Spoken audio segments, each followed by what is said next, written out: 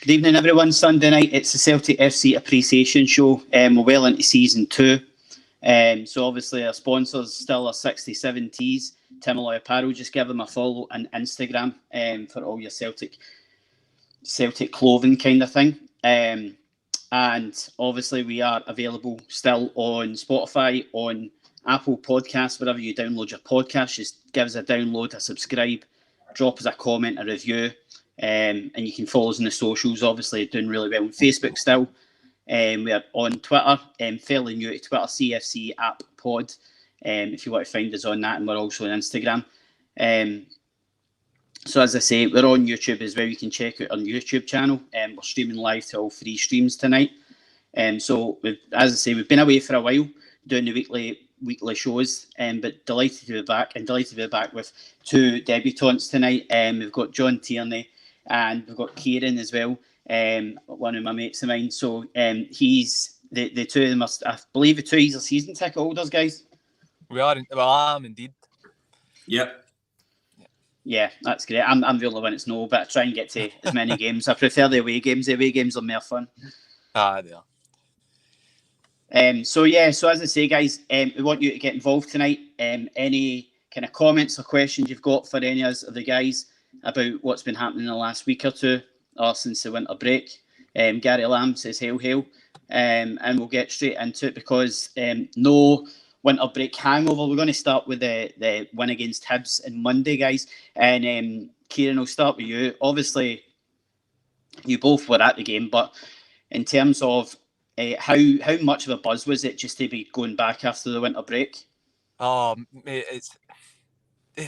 it's one of them that at the same time you're gutted about fans not getting into stadiums, but obviously we didn't actually miss a home game with it anyway. It was obviously the St Johnstone was the only game it was in effect to, but it's like it just gives you a bit of realisation of what it means to you, and it kind of, you don't take it for granted. So when we went on Monday, it was like a European game. Everybody was feeling excited, a night game, new signings on show. So the kind of excitement, you could feel it all round, as I say, it was like a European game. Everybody was just buzzing for the get-go, you know. Yeah, and John, obviously, one of my mates had sent me the walk-on at the start of the game. It genuinely gave me goosebumps. You had the disco lights going, and obviously we're going to have that against Rangers in a couple of weeks' time. What did you think of the game, the kind of build-up to the game, the start of the game? The build-up was excellent.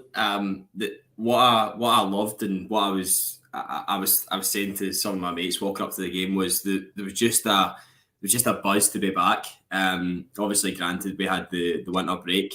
It came a little bit early. Thankfully, it voted through, and we obviously got the end result of fans being allowed back into the ground. But the buzz going up to the game was excellent. I felt as though the signings which we have had, they gave us a little bit of excitement. And then going into the ground, obviously, we walked in, you never walk alone, the disco lights, the atmosphere, it was just, it was electric from the get-go. Yeah, and Kieran, obviously, we start off, Kevin Nisbet hits the post inside a couple of minutes. Hearts are in the mouth, and then we go up the other end and Dyson Maida gets on the score sheet right away. How big a boost is that for him to get that duck off his back and get his first goal for the Hoops? It was a massive boost for him, but I think for the rest of the team as well. Just that Nisbet chance is an absolute sitter. So to react in the way we did, within, I don't know, was it about a minute? I think it was about a minute after they missed that sitter. At the same time, it's a boost for the stadium's erupting because our new signings scored. They've just had a great chance. It kind of punches them to the gut. So the fact that he scored a couple minutes into his debut, I don't think there's a better way to start, is there? Kind of duck off the back straight away. And although he didn't get up too much for the rest of the game, I thought he's kind of pressing from the front line kind of set the tone for the 90 minutes. But a very impressive debut from him as well. Yeah, and John, obviously, the ball from Callum McGregor through the middle, the flick from Tom Rogic for the goal, but obviously when you look at how the performance overall in the first half was just 100% just going at it, trying to kill the game. Obviously, that's what we want to see for the team. Do you think we can keep that going in the upcoming games? I was speaking to John Hartson about this, and just as another show, but the intensity that Celtic have is magnificent when it all works. I thought what I loved about Celtic in that first half was it was an example of how we should play football. It's an example of how the ball should move, how we should get forward, how we shouldn't be wasting time and just get the ball forward as much as possible. The movement of certain players was excellent. To find, I don't think Hibs actually expected us to be that good. We were good, but I didn't think the Hibs expected us to be, that intensive. We were excellent. I thought, obviously we'll probably discuss Hatate and the influence he's had, but I thought he fitted in extremely well into that first half, and the movement and the passing and the way he worked the ball was tremendous. See, sorry to interrupt. Something I'd like to bring up as well was, although it was a great occasion, obviously getting back to Parkhead, sell out crowd and that as well, but I don't know if you used to have kind of realised as well. I don't want to bring a kind of negative into it because I feel good factor going on. However, the only bit of criticism I'll have for the few games is it's such a great high intensity first half, and then you're finding yourself in the second half. I don't know if they've maybe burnt themselves out a bit, or they've got a lead of 2-0. They're maybe not as they've not got as much a killer instinct as they did in the first. My only criticism would be maybe to kind of just go at it for the full 90 minutes. And if it is due to the kind of high intensity that they're providing us with 45 minutes, maybe the kind of 5 substitutions will play into your hands a wee bit. And you kind of might see that for the full 90 minutes. I don't know what you guys think, if it's maybe lacking a bit of killer instinct, or maybe they're just 2-0 up and they're thinking they've kind of took the foot off the gas a wee bit. I've got a kind of thinking behind that players are human as well. So obviously they want Ange wants Celtic to be an attacking team, attacking threat, have the momentum, start the game off early, finish the game off early. But I wasn't too disappointed the fact that the game became a little bit more flat in the second half. The reason being is that I was proud of the fact that we killed the game off early. I was quite chuffed the fact that we managed to get the 2 goals, and it was more of a case of how can we play after that? Can we keep it going 4, 5, 6, 7? Could we do that? If we can't do that, then we're already 2-0 up. Let's start it off the first 20 minutes. Let's get the game over with. And that was my theory behind it. So at half time, I was quite happy, but I think people were maybe expecting a little bit too much, maybe more goals in the second half, whereas obviously, the kind of foot came off the gas a little bit. But I'm glad that we're not hanging about, we're not waiting until maybe 40 minutes, 50, 60, 70 minutes to start our football. We're doing it early, setting the tone of the game, and it's up to other teams to respond. Yeah, and I think that I get what you're saying, Kieran, and I've seen it a lot this season with Celtic, that we go so gung-ho in the first half that we throw everything at it, and we can go 1 or 2 goals up and it's brilliant, but I think Saturday was a prime example of that. I thought the high intensity, the high press against Alloa, and then we just kind of, I don't know if it was running out of steam or whether it was the injuries that we picked up, especially second half, but I just think I don't know if that's a problem with us picking up injuries, because it seems to be, we seem to be picking up injury after injury, and I don't know whether it's to do with training, whether it's to do with what's going on behind the scenes, or whether it is just the way we're playing and the way Ange's got us playing. Yeah, no, that's fair enough. As I say, it's just something I've noticed in the last few games. I was wondering if it's maybe a lack of colour instinct now, or they're just running out a bit of gas, which, listen, I'm not going to be sitting here and say I could do that for a full 90 minutes, because that's certainly not going to happen. But I thought, shout out to the Hibs team, I thought they tried to play some good football. I can see what Maloney's trying to do with them. The only bit of criticism from their side, I'd say, they were getting the ball in good positions after long spells of kind of passing it around, and then as they had an out ball, they were just passing it back again. But I can definitely see what he's trying to build with the Hibs team. They looked good, so they did. Yeah, a big It was much better than the cup final, I thought, in terms of how they were playing. I think that's the way Maloney's got them playing. I know they struggled.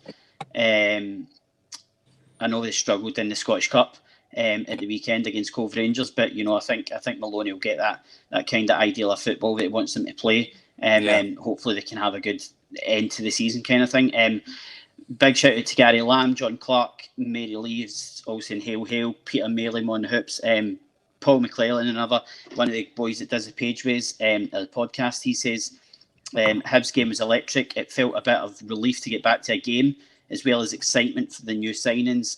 Goes on to say, dodgy start, Hibs nearly scored, but gives a wee kick, straight up scored. Hatate was immense. Game was done at half time. Great first half performance. Lacked a wee bit of sharpness overall, but that will come. So obviously, the game was done. Another successful conversion from the penalty spot for Juranovic. But we're going to talk about Hatate, and obviously that moment, especially when he came off the bench, or when he came off the park rather, sat on the bench, and James Forrest had to tell him that it was man of the match. And I would have loved to have been a fly in the wall to see how that conversation went. But yeah, so as I say, it was a successful win overall, and we go into the Alloa win now. Scottish Cup, I'm a big fan of the Scottish Cup. It's always a competition I want to be in because it's the last game of the season. You want to be there. It's usually a really nice day at Hampden, good day out, especially if Rangers aren't there. So in terms of when I looked at the draw and I seen Alloa away, obviously Barry Ferguson, Bob Malcolm in charge, adds a wee bit of spice. And although they're not doing great this season in League One, a lot of kind of dangerous players, and one player in particular, John, if I can go to you first, Connor Salmon, who I genuinely thought was about 45, never mind 35, but he caused us problems, didn't he? I think if you add the three of our ages combined, Connor Salmon probably is about that age. He's been going about Scottish football for a long time, but again, he posed a threat for Celtic. He did. The way that he scored that goal that he did. It was a cracking goal. He got in between two defenders and got on the end of that header. He is a player that's been about for a long time. But just talking about the Alloa performance, it's something that I see it from both the fans' perspective, from Angie's perspective, from critics' perspective. But I think ultimately you have to think this is a Scottish Cup game. It's a game that we have to go past, and thankfully Celtic did, through hell or high water. Yeah, and Kieran, obviously, in terms of, I don't know if you were at the game last night, but in terms of, obviously, Giakoumakis gets off the mark pretty early with a great goal, great ball from Liam Scales. I'm a big Liam Scales fan. Do you think it's Giakoumakis' time to shine? Do you think if it doesn't happen in the next few games, it's never going to happen?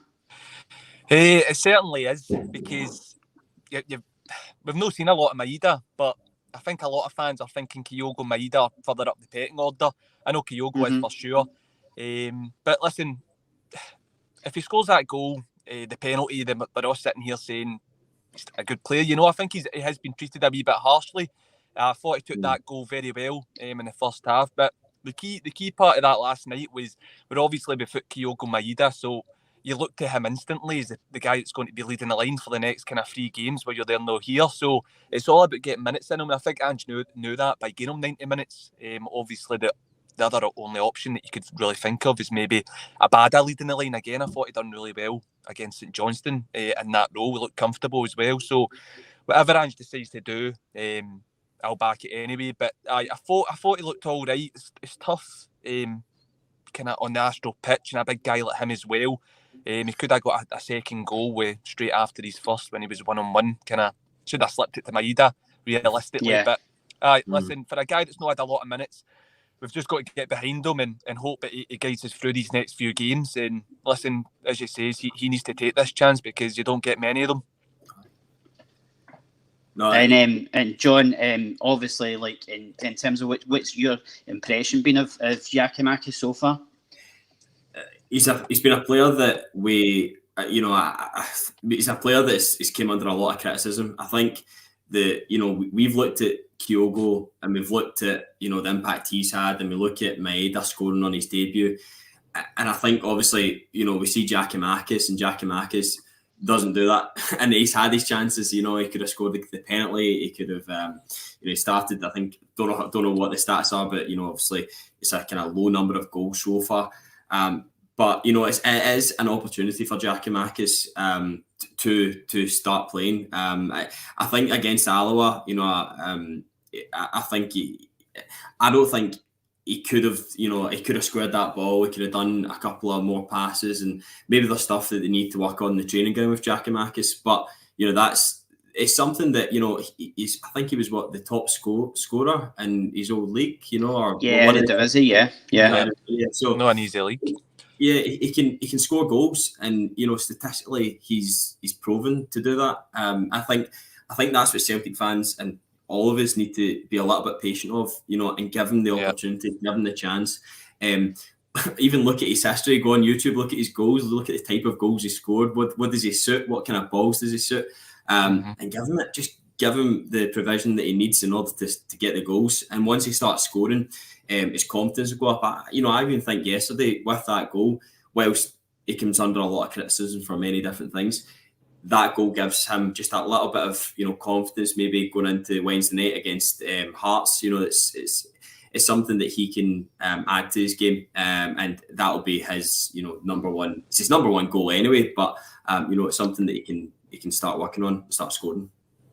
Yeah, I think this is definitely his time to shine. As I say, it was unlucky a couple of times last night. As I thought, Maeda was really unlucky. There was one in the second half where the ball came to him and he just let the ball run across him and tried to dink it in the near corner. But obviously, with more games, he'll get sharp. And I think Giakoumakis is the same. I think the Celtic fans were almost still fixated on that penalty against Livingston. But I mean, at the end of the day, I don't believe Angie's excuse on the day that he was a designated penalty taker, because at the end of the day, he was out injured for long enough. He wasn't playing. So I've never heard their team having a designated penalty taker that's out injured for most of the season. So listen, it's move on for that. And obviously, you look at it, the question of the day I posted on the page earlier on was, with Callum McGregor possibly out for several weeks, who replaces him in midfield and as a captain? Now, obviously, we could have a separate replacement and a separate captain. Kieran, who's your ideal replacement for Callum? In terms of captaincy or position? Just both, in terms of, do you think there's one player that fits the bill? In terms of captaincy, without a doubt, it's got to be Joe Hart now, with the experience that he carries. He'd be a no-brainer for me. The way he's came into this team, and he knows what it stands for. I think he's arguably one of Angie's best signings, up there with Kyogo for sure. But in terms of position, I was really, really impressed with Degucci yesterday. I know it's Alloa, listen, I know it is, but I like the fact we actually got to see him in two different roles. He was obviously a bit deeper before Callum McGregor went off, and he was controlling the game well. I liked how fast he reacted when we lost the ball, and then obviously Cal Mack got that horrible injury, which obviously came at a good time at all, and he had to go a wee bit further, which saw James McCarthy kind of playing at the deeper role. But I was really impressed with him, so I wouldn't be upset to see him on the starting lineup or Beaton come Tynecastle game. But I was really impressed with Degucci with what I saw kind of last night. So I was. And John, who's your shout for Cal's replacement? I think Kieran hit the nail on the head. I think if we need to go with Joe Hart. I think he's a loud voice within the Celtic team. You can see clearly that he wants the best for the team, for the squad of players. And, he's got the experience of, what a team should have. And I think him giving the orders or giving direction is a great thing now. Obviously, if Ange, I always think a goalkeeper should never become captain, because obviously they don't play in amongst the playing side of things now. That's neither here nor there. There's many goalkeepers that have been captains and been successful. But I think Joe Hart is an obvious replacement in terms of playing for Callum McGregor's replacement. Now, I'll just mention that obviously you're probably touching the injuries that were at that Alloa game. Obviously I was very disappointed in the number of injuries that we got, and obviously it's obviously a headache for Ange. But I think I would agree with Kieran there that I think Beaton can come into that role, just sitting in there and directing the play. And the only thing I can say about Beaton is that versus Callum McGregor is that Beaton is a little bit slower at maybe I don't think is as sharp or he has the same kind of pace as McGregor about getting up, but he can distribute really well. And I think against Hearts, if we can pass the ball a lot more than what we did against Alloa, obviously given it's not a plastic pitch, which helps to start. I think he'll come into that role and it'll work probably pretty well at that stage. Do you think there's a possibility? Obviously, we were hit with.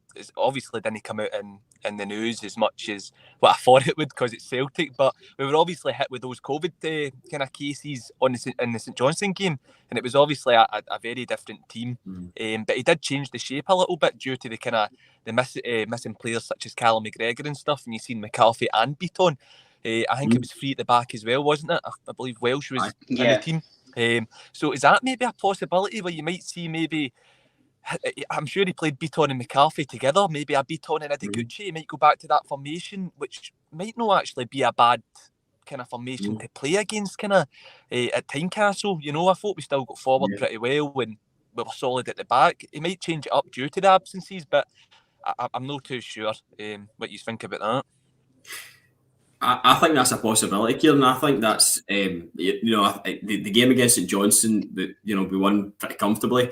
Obviously chipping in with a couple of goals, two Israeli guys, Abada and Beaton.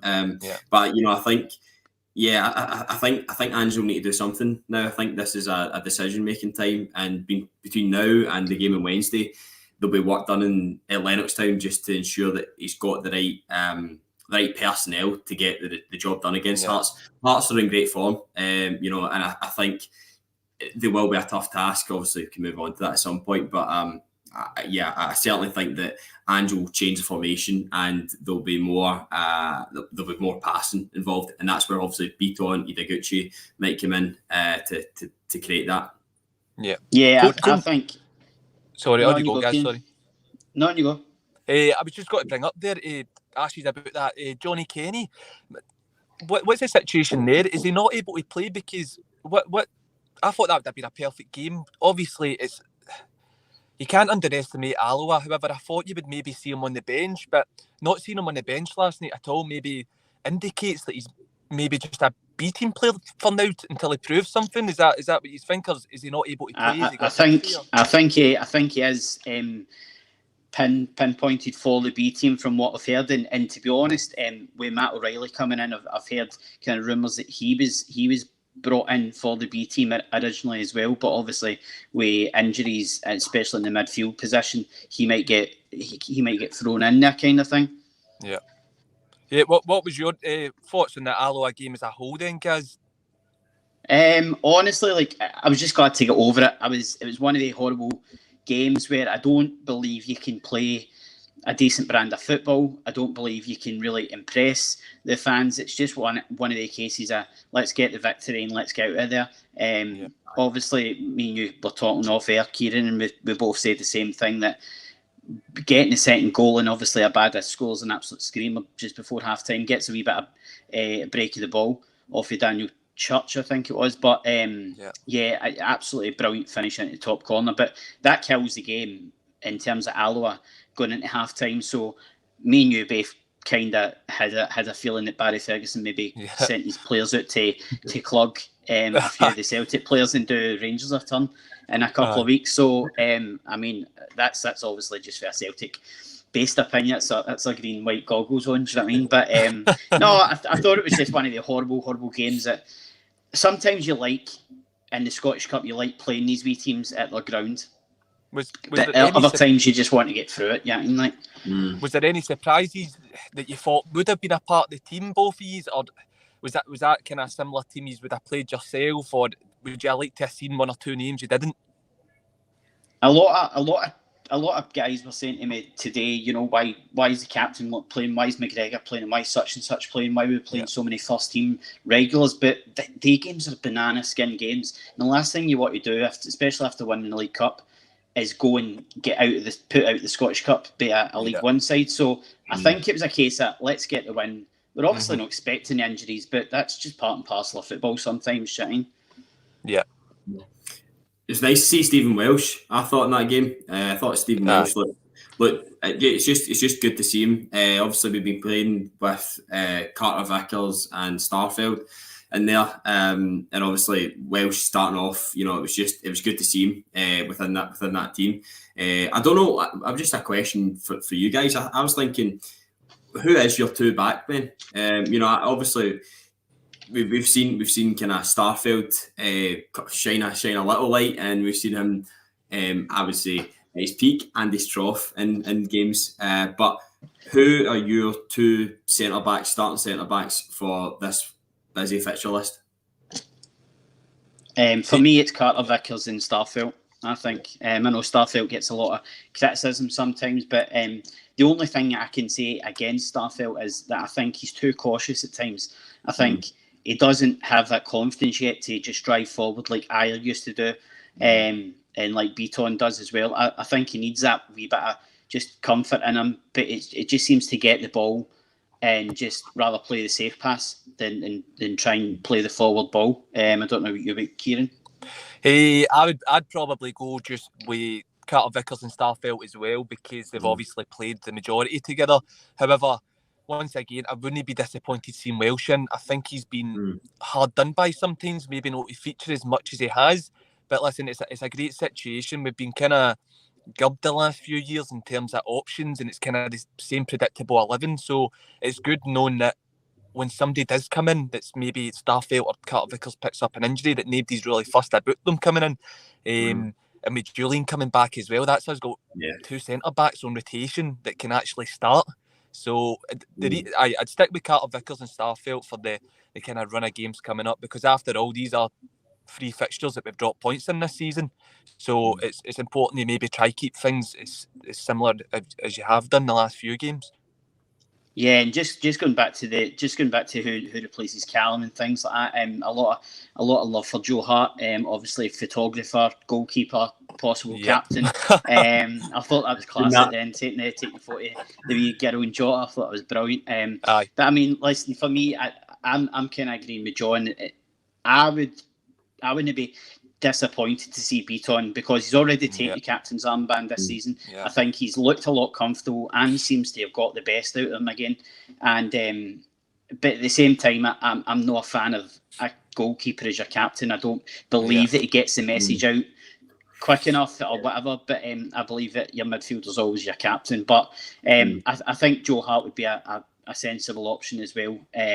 For replacement for me, Beaton.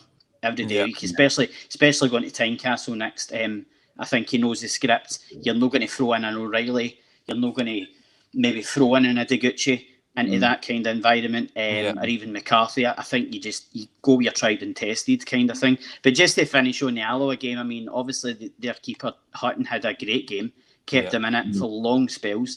But just in terms of then the injuries, and especially the Degucci one, Kieran, red card.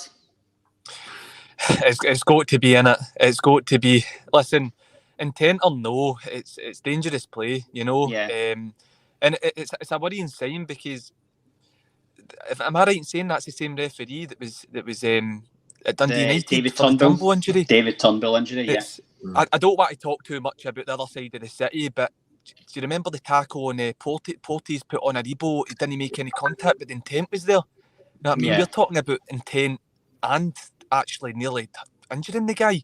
It's got to be a red card. And as we were talking before we came live, guys, something's got to happen. Something seriously has got to happen, because somebody's just got to get hurt for it. But it's a red card all day. And as I said, it was a bit of a shame seeing Degucci go off, because I thought he was excellent all game. So red card all day. I don't know what John thinks about it as well, but for me, red. I'd probably go with I'm actually sitting in the fence here, but I'd probably touch on Red a little bit. The only reason I'm sitting in the fence a little bit is because he comes in and Gucci obviously is there and he wins the ball, but Kieran rightly says he was dangerous, he's out of control. He got a good touch of the ball prior to his foot being at that height and then coming in, but the letter of the law does state that dangerous play, the studs it up. Catches the ankle, on an AstroTurf surface. It's not these are leg breakers. If that's on grass, it might not seem as bad. It might be the wins the ball and it kind of catches the bottom of his foot and it slides away. But on the AstroTurf, I don't know if it was 3G or 4G.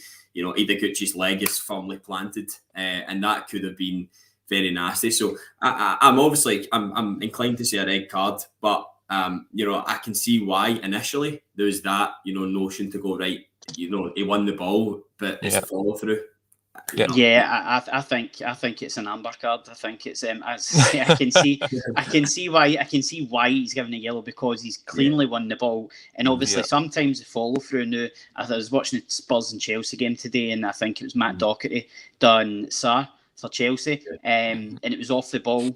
He went to play the ball, missed him, and caught his ankle. And you slow it down, and it always looks worse when it's slowing down.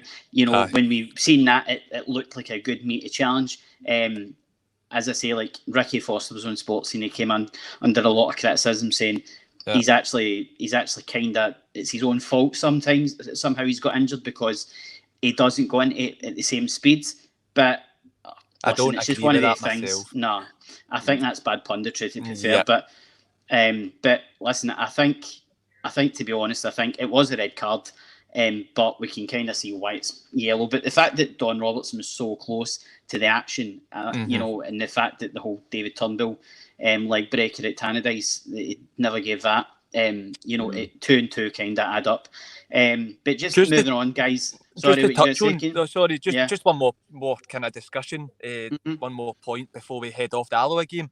It was quite refreshing seeing Maeda out wide, I thought, as well. When I originally heard he played up front in the GA League and he could play out wide, I thought it was a Kyogo situation all over again. And I don't know about you guys, but I'm not a big fan of Kyogo out wide at all. I don't think he's as good as what he is on the ball as what he is off. So I was worried when I heard that about Maeda, but I thought he looked really comfortable. He was coming inside now and then. His first touch was excellent. He was passing first time. He just looked very comfortable out there, it's made me feel a lot better, because it looks more likely that we could get a front three line of Maeda, Kyogo and Jota all fully fit. So what did you guys think? Do you think he could be a kind of that position going forward? I thought Maeda looked brilliant out there. I thought it's strange, as you say, Kieran, we've seen Kyogo play out there, and I think because we don't get the same effectiveness as what we would like from our wide players, obviously we look at Jota, we see how well he does. Abada at times, Forrest, our wide players are very good, and Kyogo's maybe obviously a player that we've put out there and we thought, play him through the middle, that's the alternative, play him through the middle, and he'll always score, and it's great getting the ball into that 6-yard area for Kyogo to score. But Maeda, obviously in the game against Alloa looked comfortable. I thought his passing was crisp. I thought he could cut in. I thought he could get to the byline. Maybe a bit more cutting back might be all right, because I think he had a tendency to shoot from an angle. Maybe, it's like a wee tee up for somebody for an easy goal. But again, that's my only kind of partial downside of him playing there. But, I thought he done very, very, very well in that area. And it's good. It's quite refreshing to know that there's a possibility he could feature there. Yeah, and obviously, just talking about the new boys, obviously the Japanese boys came in. We weren't hanging about. I've never known Celtic to get deals done so quickly in January. I think, we hadn't even struck Hogmanay yet, and the 3 deals were basically done. Obviously, Adeguchi, he's been in Britain before with Leeds. It hasn't really worked out. Hatate, was excellent against Hibs, but, we need to keep seeing that out of him. Maeda obviously came with a big reputation. Johnny Kenny, who I nearly choked my cornflakes when I seen the deal because I thought it was John Joe Kenny. and obviously Matt O'Reilly for MK Dons, who again has came with a really good reputation for down south. Can play in different positions. Centre mid, there was a boy on Super Scoreboard from the MK Dons podcast. He was raving about him as well. So in terms of like, we've got these guys in front just under 5 million, and Kieran, that's pretty good business in terms of what you're getting. You're not just spending 5 million and getting nothing. They're all really talented boys. No, 100%. When you consider we paid, what was it? Was it 4.5 million for Kyogo, top goal scorer in the J League at the time, to 1.8 for Maeda after the loan.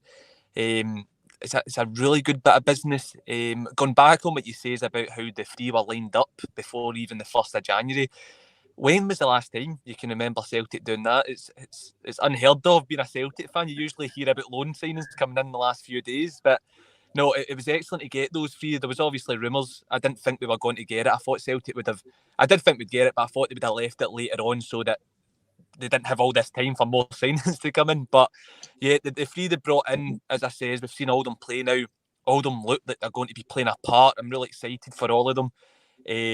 And then touching on the O'Reilly thing as well, that kind of came out of nowhere because Ange was obviously in the press saying that he's not talking to anyone. I think it was just to throw them off.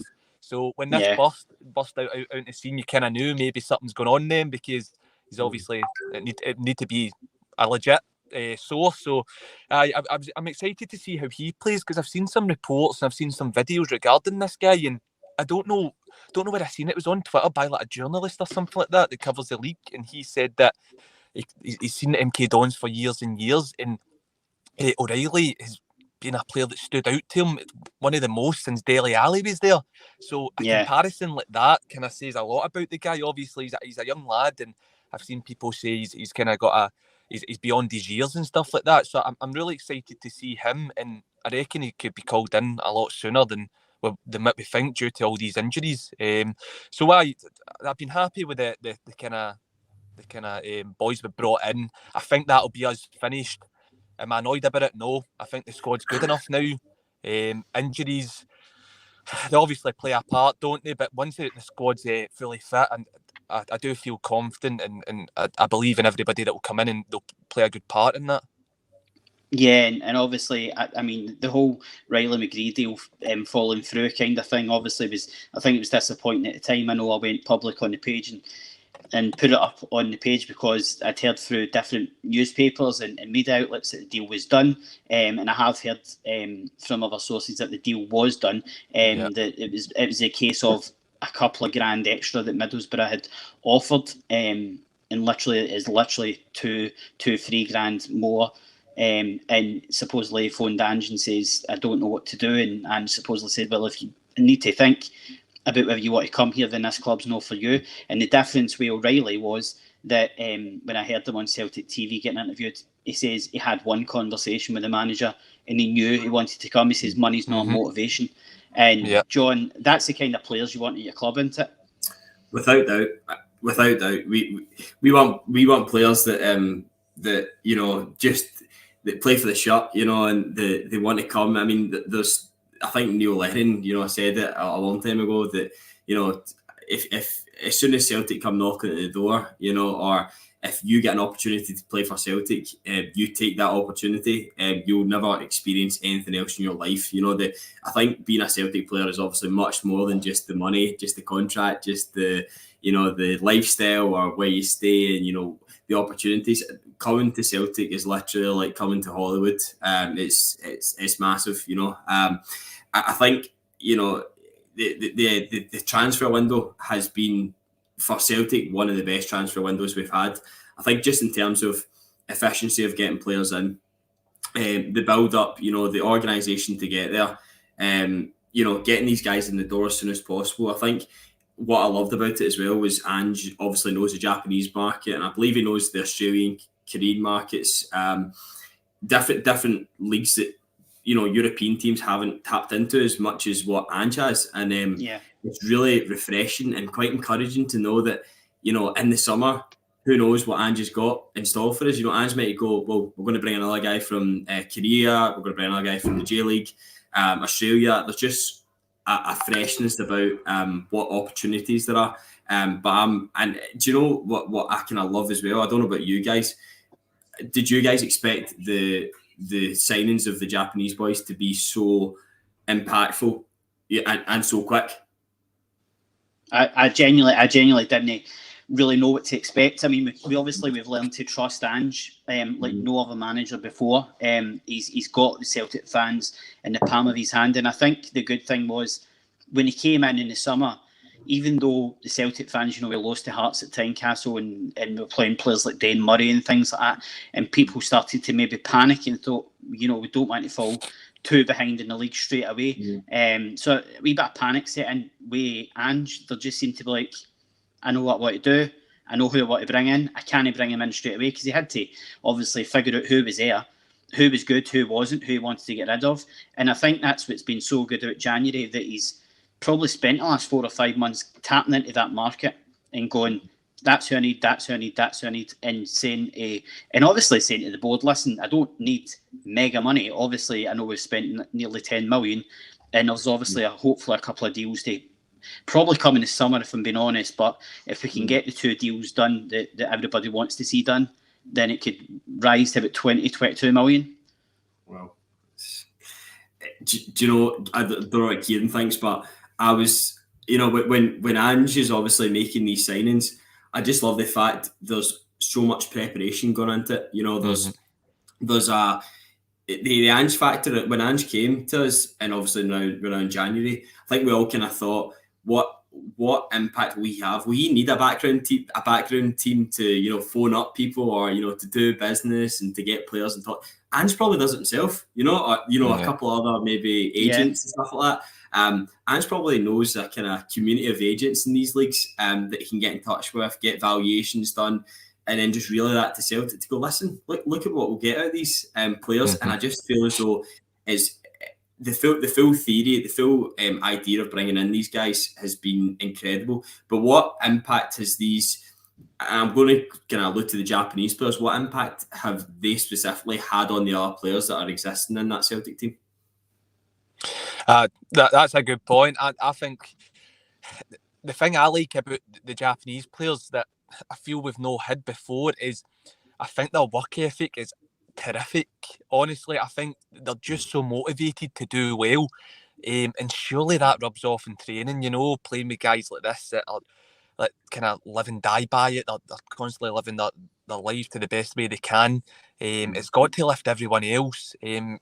Put it this way, when was the last time you seen Tom Rogic complete a 90 minutes? So it must be having some effect. But no, going back on what you said there about Ange's preparation as well. I remember when he joined Celtic, he said that he was getting questions about, because people wanted John Kennedy out and they wanted a completely turnover backroom staff. But he said, and it always sticks with me when I'm worried about a situation, I remember him saying, he said, it all comes back in me. So I want people around me that I trust. And he says, if I don't believe that is, then I'll make changes. So that signals to me, but at this stage, nothing's changed. That these guys have bought into what he's trying to do at the club. It's a bit unfair with John Kennedy at times, I believe. It's kind of maybe he was an easy target at times for fans. But yeah, as I said, with the players coming in, it's just a bit like, I think as Gaz said earlier on, we just all trust Ange and everything he does. Mm-hmm. So, like, if he's bringing this guy in, he must be up to something. So he's currently not brought in a player that I've thought, why we brought him in. He's kind of, everybody has lived up to the expectations. So listen, let's hope these other guys do the same. But so far the recruitment has been excellent this season, and long may it continue. I revert back to the Christmas ads that we put out that I thought was absolutely superb by Celtic. I thought everything about it. The thing I really liked about it, and touching on the Japanese players, this was obviously before they came in. We had Kyogo, but it was just the wee kind of touch on Kyogo, maybe Jota and Abada, and the manager, obviously Ange, and it just felt like a wee family orientated kind of advert. It felt like a family orientated atmosphere that they've got at the club, where they're all just there for each other. And we talk about John Kennedy and how he comes in for a lot of criticism, but I think it's very, very difficult now. I know we brought this boy in for Benfica as a sports scientist. I think it is. I think Ange potentially will over the next year or two bring in guys now and again, but I think in terms of like the Japanese boys that he's brought in, I think they just bring a happy atmosphere to the club, to the fans, to the players. He's seen, I think it was, I don't know if it was Ideguchi or Hatate last night, before when the players were going off for a warm up, and he was high fiving them all. Yeah, when you've got Kyogo, you've got Kyogo picking up litter at the side of Celtic Park, and you're just like, it's just crazy. You just think it's not what players should be doing, do you know what I mean? But it's how they're brought up and kind of thing, do you know what I mean? So the little things, I think it's the little things these guys bring in. As you say, Gary, I think it's so refreshing, but it's so nice to see. And I think that's what it relates to the fans, because the fans see that, and we see the likes of Hatate just smiling, not knowing that he's one man in the match, and just out of surprise, he's so happy to be there. And it's a joyous thing. And what I love about obviously these guys that have come in is that they are going to work hard. And ultimately, Ange has got trust in these guys, which is all the better. And so far, Ange has been proven as wrong or proven as right, whatever way you want to call it. He's been bringing these guys in and been doing jobs for us. So, I think it's a real joyous time for Celtic. As long as we can continue this, if we can get wins in the next few weeks, I think there's going to be a happy support. Put it that way. And let's not forget about the impact they're making off the pitch in terms of the money Celtic will be bringing in. That Japanese account on Twitter already is. Yeah, it'll be going through the roof. Yeah. Aye, absolutely. But I mean, the two deals we all want to see done, and one especially, Carter Vickers and Jota, both on loan from Tottenham and Benfica. Obviously, there's rumours that the Jota deal's done, according to Benfica News, that Celtic and Benfica have agreed a deal. Jota turned down the first offer, but agreed to the second offer. Benfica's offered him a new deal. I think the left winger is leaving the club, and Jota wants assurances from Benfica about guaranteed game time.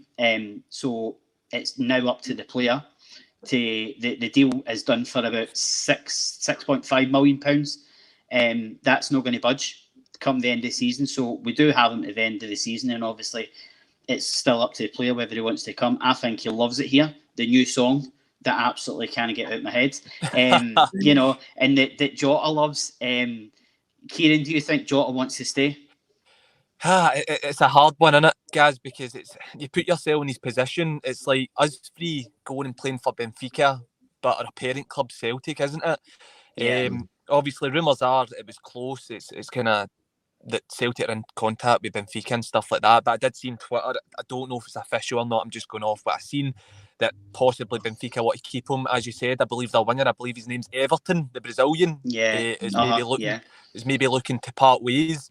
So it's a tough one, because if you're telling me that if I was at Benfica on loan and Celtic's winger's leaving and I've maybe got a chance of playing, there's only one place I'm going, and that's straight back to Parkhead. But at the same time, it's whether he's loved it, Celtic. It's pretty clear he's guaranteed game time as well. So it's up to him whether he wants to take that risk or not, and kind of go to Benfica and find himself back to square one, where he's actually not playing and all this progression he's made is kind of out the window. So it's a tough decision for him to make, but listen, I'm going to say sign for Celtic, and it's been excellent for us. I think since he's came in, he's been great. When was the last time we had a winger like that just skips by players? Paddy Roberts, maybe. He'd done the same his first season. I would go as far as saying that Jota is more loved than Paddy Roberts. 100%. And I think, John, when you look at it, obviously we're going to bring in age into the category that he's so young, maybe away from his family a lot. Do you think that's going to play a part, or do you think he'll just be happy to say to them, no, this is where I want to be? It's a difficult one to answer, because as Kieran says, and I think you both might say it's impossible to give 100% answer we could give him everything we want. We can only ever encourage. We can never actually force him to stay, you know, or to make that mind up. But the encouragement is, you know, I think Celtic have done everything right. You know, I think at the moment, you know, Jota and his agent are both staying, you know, silent in the matter for, you know, obviously legal reasons and for the contract reasons, etc. But, you know, you can see things that are kind of positive signs, you know, of Jota, you know, loving the club and loving certain aspects of it. And I don't think as Celtic fans we've been more desperate or more like, you know, wanting, we've just got this kind of urge to go, just please stay, Jota, you're amazing, you're wonderful. But, you know, being so young, you know, it could be a case, well, you know, he might fancy going back to his home. But, you know, we would all love him to stay. We've got a song from him. I think every Celtic fan would help him move, would help him like have parties, would help him like a night out. You know, anything he wanted, we would just do for Jota or aka George Michael. I think we would help him in all aspects of his life just to have a great time in Glasgow and to obviously play as well as what he's been playing consistently throughout the season, because my God, he is wonderful. He is unbelievable. Yeah, he's sexy as anything, honestly. He's like he's beautiful. He's absolutely beautiful. But as I say, hopefully he will stay. And we're no left broken hearted like we were with Paddy. So in terms of then obviously like Carter Vickers is the other loan deal, possibly going back to Tottenham in the summer. I don't really see Tottenham looking at him as a permanent defensive option. No harm to the guy. I think he's a really good player up here. From what I'm hearing, there's a deal in place to get him for 5.7 million. Now that would be unheard of in terms of Celtic spending nearly £22 million in January. But I think it's a case of speculate and accumulate. We can see the Champions League on the horizon. We know, we can smell blood. Rangers have already dropped points now in recent times. So you're thinking to yourself, let's put together a good enough team, win the league, and then, you know, we're guaranteed Champions League money. You could bank that, and then you've got a really good side to go again next year. Do you know what I mean? So I don't know if that's the case. With Carter Vickers, as you say, it's quite a hefty fee. However, my stance on it, I don't know what John thinks about it, but I think he's absolutely strolled games so far in Scotland. I think he's been brilliant. I think it looks like he doesn't get out second gear sometimes when they're trying to get hit in the counter attack, and he just flings people off the ball with ease. I've loved him. I think he's been brilliant. I can't think of any bad mistakes he's made, any really bad games he's had. But as you say, it's 5.7 million is kind of around about the fee that we're hearing for him. My point with that would be, in any other season, I would maybe say no, because I feel like we would be bringing in many players. However, there's been a massive turnaround at Celtic, and I think the majority of players we have just now are signed up for the next few years. I can't think at the end of the season that's going to be leaving. So if you think about it, come the end of the season, the business we might actually only be doing will be Jota and Carter Vickers. So if you've got the money sitting there, it might not be a bad idea to get them in. You know, if we needed many more positions kind of sorted due to players leaving and all that, I would maybe say no. However, as I say, it's maybe just about keeping this squad together. And I know it's a lot of money, guys, but I think it's great. I think we should do it. I really do like him, and I'm a big fan of his, so am. And obviously, John, you know, it's easy for us as fans to sit here and go, oh, I buy him for 6 million, buy him for 6 million, such and such. We're going back to Martin O'Neill's days when we were spending 6 million on players like Sutton and Valharin and Hartson and things like that. But in terms of what's your opinion's been on Carter Vickers? I mean, he's banged in a few goals as well. Let's not forget, do you know what I mean? The guy, I was sitting at the Hibs game, and there was a guy 2 rows behind me, and he just mentioned a comment about Carter Vickers that he could probably take out the Terminator. I thought, to be honest, he's not far off it. You know, he's not far off it at all. He's a strong, big guy that is also very good at winning the ball and very good at defending, very good at his distribution. He's got the full package. He would be a Celtic player tomorrow if the fee was right, or the valuation was right. But in the past, Celtic have spent money on players, many players that haven't lived up to the expectation. Players, and I'm going to say, even whilst he's in, Ayeti maybe hasn't lived up to the expectation of his valuation. Carter Vickers is a player that I think Celtic should spend the money on. I think if we've spent the money, we've spent money on guys like Dirk Brickter in the past, and there's just been a kind of we've actually, I think Celtic have done the right things at the start of the season. We've got these players on loan and we've looked at them, and I think the fans are kind of buying into this, try before you buy kind of notion. And with Carter Vickers, I think he is the full package. It's hard to think of many mistakes he's made, if any. And that's something that, we can go, right, there's a player, let's pay the money. And I think Celtic do have it. And it's one of these players, and I can appreciate, obviously from a financial perspective, we've got to look at, the budget and what we're going to do. But as you point out, Gary, the Champions League money is there and waiting. We're 4 points behind the top, and we've got plenty of games to keep going. And we need the best players to do that. So Carter Vickers could be there. Yeah, and obviously, like, as I say, hopefully we will get the deals done. Probably more likely this summer than January, because I think they might have deals in place and just let it run to the summer and keep us on suspense maybe. So who knows? But obviously, listen, guys, first game of the season under Ange, we lost at Tynecastle. A game potentially we could have won had refereeing decisions went the right way. In terms of the goal that was disallowed, obviously. But Hearts, they've had a great season. Listen, they're 9 points behind us. I think they've only had one more defeat than us. Really good win for them away from home in the Scottish Cup at the weekend. You've got Suter, who I think might still be out with an ankle injury. He's obviously Rangers bound. He's going to be trying really hard. Halliday's going to be in that team. Barry Buckay's hit form. Kieran, how is this a game you're worried about, or is it a case of let's play Ange ball and let's have a go? Hey, well, as you say, it was the first game of the season. We've had some good experiences at Tynecastle, some bad ones. Kind of most recent ones that kind of pop into mind was the Scott Sinclair debut. That was a brilliant occasion. But as you say, not so good one start of the season. However, if you look back to then, am I right in saying it was Starfelt's first game? Kyogo just touched down in Japan. Yeah, the squad is nowhere near what it is now.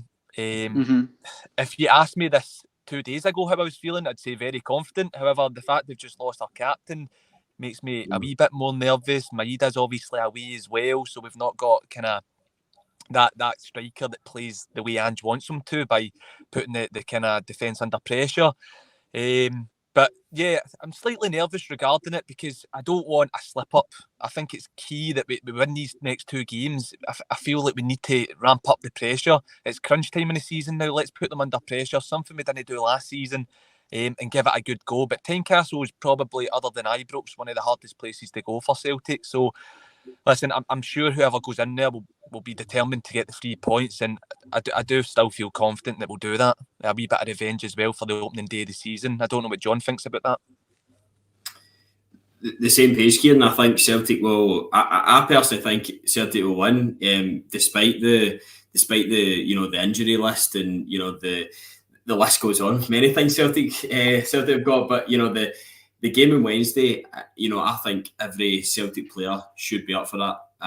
It should be a game that we should be, playing to the best of our ability. I think, there can be a almost like entitlement. I think it'll be a very hard working game. I think Hearts have been playing really well. I think against Auchinleck Talbot, they obviously put them to bed. And I think Celtic need to show, if we can get a few early goals, it would be a, hopefully plain sailing. But they come with a lot of attacking threat, Hearts, and obviously you like Mackay Stephen, who's in that team as well, who's a good player. I think though we've got enough to do it. I think that it's going to be a game that will be challenging. I think it could be quite maybe an intense game, maybe a few referee decisions that people may or may not disagree with might be involved, but I think Celtic will do the business. And obviously, quickly, listen, I. What would you do for Tynecastle come next week? Would you let Giacomakis lead the line, or would you feel a bit more confident with Abada leading the line in terms of putting the defence under a wee bit more pressure? Because Hearts defenders are known for their playing out the back skills. Yeah, I think, to be honest, on Friday night I was on a podcast and I was saying that I quite like Abada through the middle, especially when I seen him against St Johnstone. I thought he looked really comfortable. Ball into feet looked really, really good. But for me, I think it's got to be Giacomakis, especially getting the goal at the weekend. I know it was only Alloa, but I think he's got to start.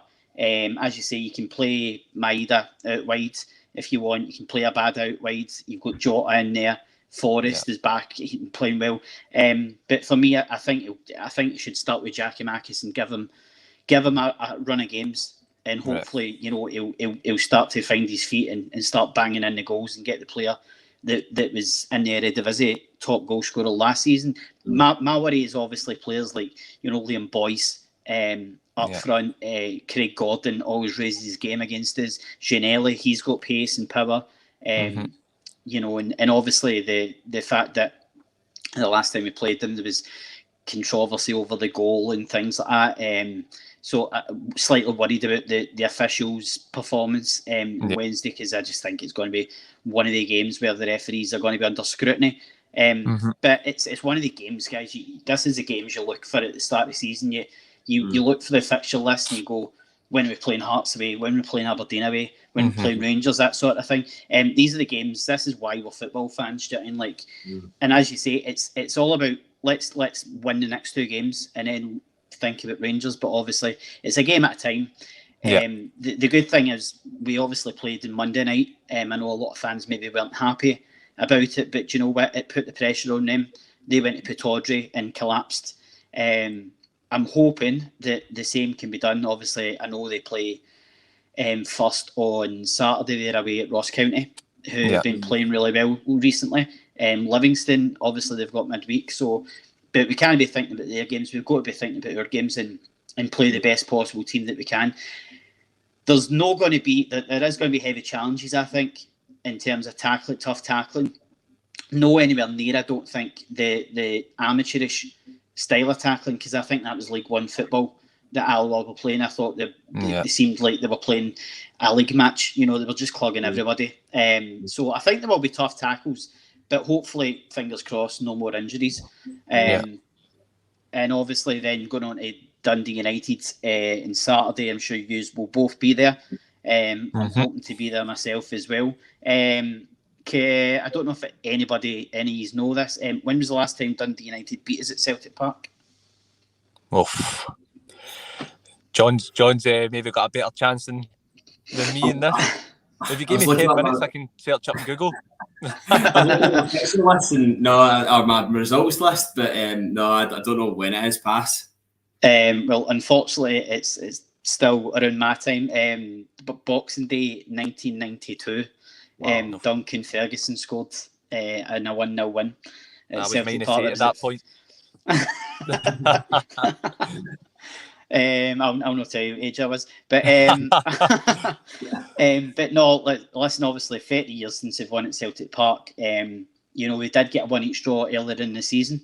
Poor refereeing, I thought, but I think we should have had maybe one or two penalties that day.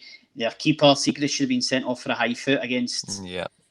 I don't know if it was Abada, but obviously they signed Tony Watt from Motherwell, which he'll be a danger up front for them. They lost narrowly 1-0 at Ibrox last month.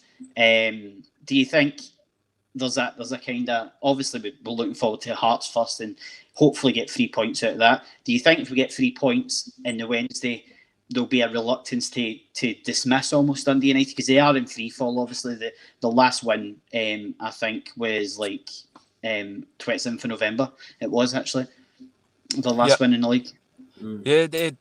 Dundee United, what kind of stands with me from that game earlier in the season, I think that was probably one of your worst games we played that this year. It was dead flat. We managed to get that goal, and if I'm right in saying, a couple minutes later they go and equalise. I don't know, John will maybe be able to agree with me here. I think the atmosphere after that and kind of it wasn't too great. Kind of fans were feeling a wee bit frustrated. They didn't offer a lot. It was just a matter of we didn't kind of show up in the day and maybe do enough to break them down. But as you say, they've obviously acquired Tony Watt. I don't know if he is still top goal scorer in the league, but if not, he's there or thereabouts. So that's a great addition to them. But as you say, guys, they've not been on the form currently as they were when we first played them. Seagrass is a good goalkeeper.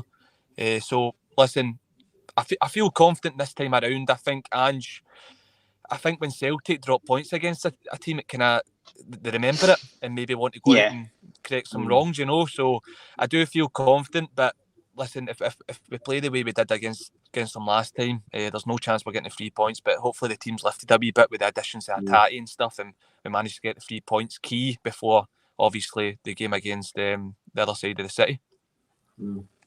Yeah, I think Kieran's right, but I also think that, you know, we've got, I think, Ange, and obviously we'll be looking forward to Wednesday, and I think Ange's philosophy is take it one game at a time. You know, as fans, we always look ahead and we want to add on a game and get all our fixtures done. But I think, you know, obviously getting a result on Wednesday is obviously the most important thing. Dundee United come with their own threats, and I think Celtic will hopefully, you know, have the. Well, we can see obviously if our injury list has been updated, you know, a couple of players might be all right, might be fit to come back. We'll see. I know it's maybe unusual, but or unlikely, I should say. But you know, looking forward, I think dealing with Hearts is the main thing. But Dundee United, you know, I think we can beat. I think we can. Yeah, and I think in terms of. I think they'll play pretty much like they did at Ibrox. I know they had a lot of COVID cases and injury worries, Kieran. But in terms of, obviously, I've been at Celtic part of the season when we've won 6-0. I think it was Dundee and St Mirren. We beat 6-0 and absolutely trounced them. And I think that was because they kind of came out to try and play football. And that's obviously when we kind of attack teams best. There's nothing worse when the Livingston game when you had 10 men parked behind the ball, and there was just nothing. There was no joy. The fans were getting anxious, kind of thing. I personally think the way Dundee United are at the moment, I think they'll try and go to Celtic Park on Saturday and park the bus. Yeah. Yeah, I agree with you. I think they'll try park the bus and maybe hit us in the counter. Obviously, I think Tony Watt he's had a couple minutes now, so it wouldn't surprise me if he's in the starting lineup. But yeah, I agree with you. The thing last season, it stands with me and it's gave me a bit of PTSD, is we didn't have width last year. And I feel like, see, when teams are obviously sitting back in numbers, last year we were all through the middle. It was, I think we played at 4 or 5. It was like Christie, Turnbull, Rogic, McGregor. So it was all in the middle. And I feel it's tough to get through teams like that. So that's what kind of stays with me. However, the players we've got now, your Abadas, your Jotas, Forrest, they're capable of taking a man on, gaining that little bit of room, playing the killer pass with Rogic. Obviously, he's not going to be there against Dundee United, but I believe Hatate can do the same. So this year, I believe it's different. And as I say, with the new signings coming in, Hatate will be up for it, another game at Parkhead. So I feel confident. You get that first goal early on, it settles the nerves, and obviously Dundee United have to come out and play against you. And then that's when we're obviously going to be at our best. However, as I say, I do feel confident. We just need to get behind the team, and if we don't get that first goal in the first half or so, just stay behind them, and we've got the quality that it will come in the full 90 minutes, you know. Yeah, and as I say, hopefully we'll get the 3 points on Wednesday first and foremost, and then we can look ahead to Dundee United. But listen, we'll finish it there, guys, and I'll let you get away in a few minutes. Just want to say thanks to both of you for coming on and helping us out with the podcast. Obviously trying to get new faces on every week, kind of thing. Really enjoyed it. Honestly, first time being on, and I've loved talking about Celtic. So I'm happy to join whenever or whenever. So it's been brilliant. Thanks very much, Gary and Kieran. Great meeting you. I'm the same as John. I've loved it. I've loved watching the podcast that you've done previously, the interviews you do with ex-obviously footballers or whoever it may be, commentators. And yeah, there's nothing better to sit and chat about Celtic for over an hour we used to. So thanks very much for having us on, guys. I appreciate that. Yeah, and obviously, like John, I came across John in TikTok. He's got great Celtic content on TikTok. If you want to give the guys your TikTok and get your follows up, kind of thing, John. Yeah, it's John Tierney 88. If you want to follow me on TikTok, feel free. There'll be plenty of Celtic related content coming. And Kieran, have you on TikTok? I've gave up with it. Oh no, mate! I've got no socials. I'll leave that for John to date for both of us. Maybe you can run the Celtic FC appreciation one in the future. I don't know. That's it. Get them on. But listen, guys, we'll be back next weekend after the Dundee United game. I'm not sure if Paul will be back on or whether we'll get somebody else on. But obviously keep following the socials, like Celtic FC appreciation on Facebook, Instagram, Twitter, YouTube, and obviously download the podcast wherever you listen to them. It's Spotify or Apple Podcasts. You search Celtic FC appreciation, leaves a review, leaves a comment, tell us what we're doing wrong or doing good or whatever kind of thing. I'm open to criticism. And obviously thanks to Paul at 67 Tees, Tim Alloa Apparel, and get on the Instagram and check them out. Some great Maradona stuff as well. We got the Maradona stuff with the Bumblebee top on. It's absolutely class. And obviously, as I say, we'll be back next weekend. So in the meantime, guys, hopefully we get 6 points by next weekend. So all the best.